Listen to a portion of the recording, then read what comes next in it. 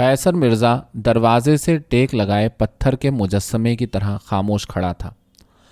وہ ٹکٹکی باندھے دروازے کو تک رہا تھا جس کے پیچھے ارجمن سلطانہ کا شبستان تھا۔ جھروکوں کی جالیوں سے پھوٹتی ہوئی سرخ روشنی میں صندلی کا چہرہ شعلے کی مانند دہک رہا تھا۔ وہ قیصر مرزا کے قریب ہی کھڑی تھی۔ غلام گردش بالکل سنسان تھی۔ آس پاس کوئی نہ تھا، نہ کوئی آہٹ تھی نہ آواز۔ ہر طرف پراسرار سکوت طاری تھا۔ قیصر مرزا نے مڑ کر صندلی کی جانب دیکھا۔ تم یہاں کھڑی کیوں ہو؟ اس کا لہجہ تیکھا اور تحکمانہ تھا۔ تم مجھے رانی صاحبہ کے پاس کیوں نہیں لے جاتی؟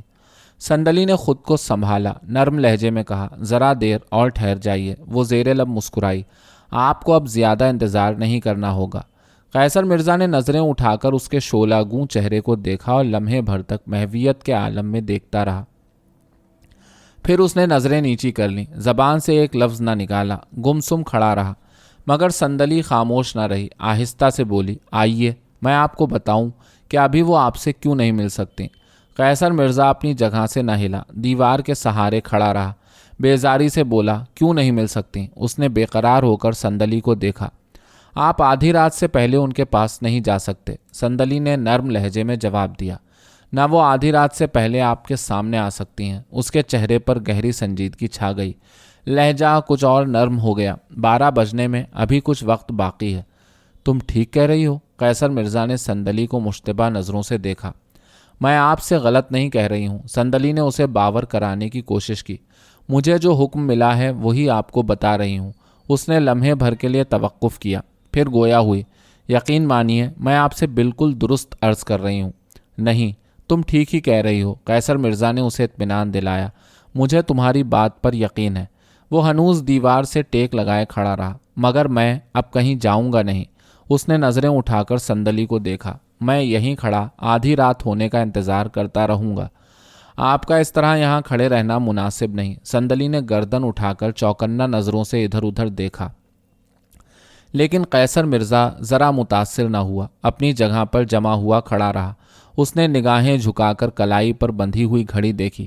12 بجنے میں اب دیر ہی کتنی رہ گئی ہے؟ میں اب یہاں سے نہیں جاؤں گا۔ وہ اپنی بات پر اڑا رہا۔ صندلی نے بھی اس کی ضد کے سامنے ہتھیار نہ ڈالے، مگر اس نے جھنجھلاہٹ کا مطلق اظہار نہ کیا۔ رسان سے کہا، رانی صاحبہ ہرگز یہ نہیں چاہتی کہ آپ یوں ان کی خوابگاہ کے سامنے کھڑے رہیں۔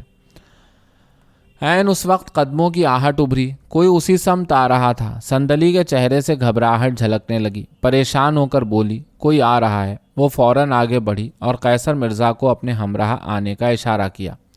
آئیے میرے ساتھ۔ اس بار قیصر مرزا نے اڑنے کی کوئی کوشش نہ کی۔ اس نے قدم بڑھایا اور صندلی کے پیچھے پیچھے چلنے لگا۔ صندلی زیادہ دور نہ گئی۔ غلام گردش کے نکڑ پر ایک دروازہ تھا، اس کے سامنے پہنچ کر وہ رک گئی۔ ہاتھ بڑھا کر دروازہ کھولا، مڑ کر قیصر مرزا کو دیکھا، اندر آ جائیے۔ قدموں کی آہٹ اور قریب آ گئی تھی۔ صندلی نے اس طرف دیکھا، مگر کوئی نظر نہ آیا۔ غلام گردش ابھی تک سنسان تھی۔ صندلی تیزی سے آگے بڑھی اور کمرے میں داخل ہو گئی۔ قیصر مرزا بھی اس کے ساتھ ساتھ کمرے میں چلا گیا۔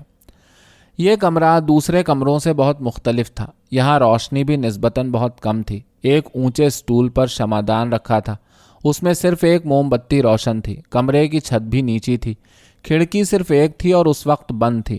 فرنیچر میں صرف ایک لمبا صوفہ تھا جس کے آگے چھوٹی سی میز رکھی تھی۔ صندلی نے بڑھ کر کھڑکی کھول دی۔ باہر گہرا اندھیرا تھا، اونچے اونچے درخت سر اٹھائے کھڑے تھے۔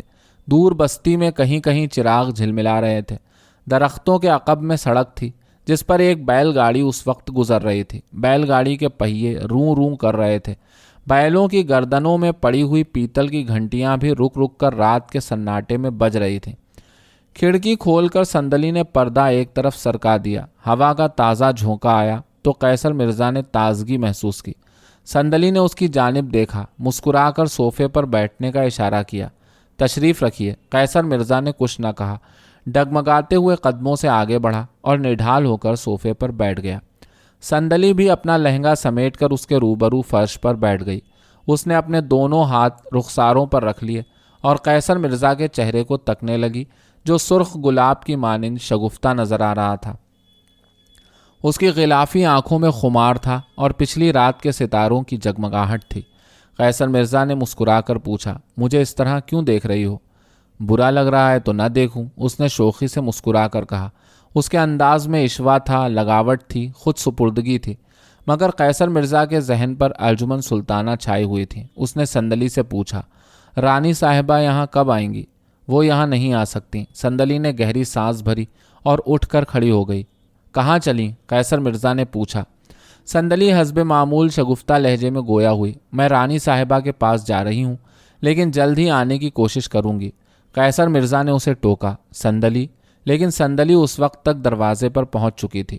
اس نے پلٹ کر قیصر مرزا کو دیکھا، مسکرائی اور تیزی سے آگے بڑھی، دروازہ کھولا اور ہوا کے جھونکے کی طرح آن کی آن میں باہر چلی گئی۔ قیصر مرزا کھویا کھویا سا بیٹھا تھا، اس کی طبیعت بوجھل ہو رہی تھی، سر میں ہلکا ہلکا درد بھی تھا اور آنکھیں سلگتی ہوئی معلوم ہو رہی تھیں۔